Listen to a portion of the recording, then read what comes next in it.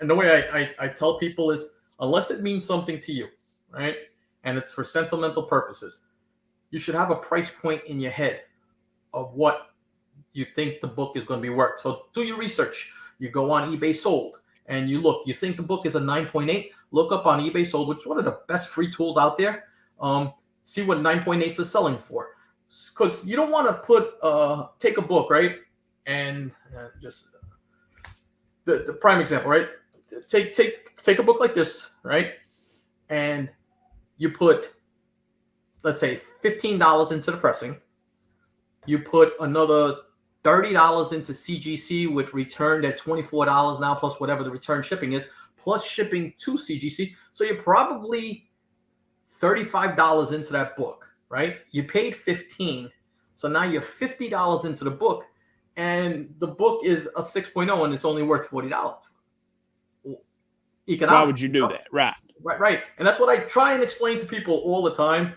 And that's why subject is grading is so subjective and so important to kind of have a really good idea, because when you're getting to bigger books, that one grade bump, you'll see, like, and you'll know, like, it usually starts to drop by like 50% depending on the book, each grade. So if a book is $200 at a 9.4, it goes to 9.4, 9.6, it's $400, 9.8, depending on how many in the census, because that's the big thing too.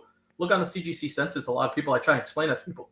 Certain books will be very valuable only because there aren't that many of them in 9.8s. Right. Yeah, because there's not a ton of them out there in that grade. Right. Yeah, you'll see that all the time. Amazing Spider-Man, what is it, 119? It's that Hulk cover. Mm-hmm. Super hard to get in a 9.8.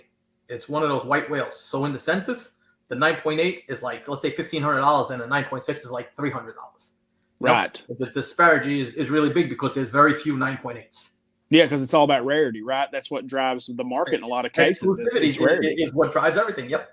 Yep. So, like, let me ask this, because I've just recently started buying some Golden Age books. Like, I would, and really, and I started out very, very simply. Okay. I just wanted to get some and understand what I'm looking at as far as quality, right? Like, and what I bought was Tom Corbett's Space Cadet.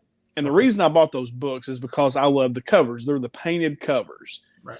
And I dig that genre, right? Like the spaceship, that whole thing.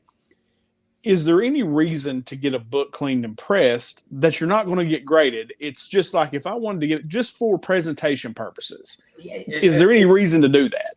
Unless it's sentimental and you want to encapsulate it, why would you do it if it's not a monetary thing, at least in my opinion? The other thing with those Golden Ages that I learned this time, and you got to go back in history though, but World War II, that's pulp paper, I believe it's called. Because we were remember, we're at war. So all of our supplies are being utilized at war. You're going to see some of those Golden Age books with one staple only, because they were minimizing on the amount of staples they were using. Right. It's just real interesting when you go down that rabbit hole and try and start learning why things were done that way. So that gets pressed a different way, different temperatures because of the quality of the paper.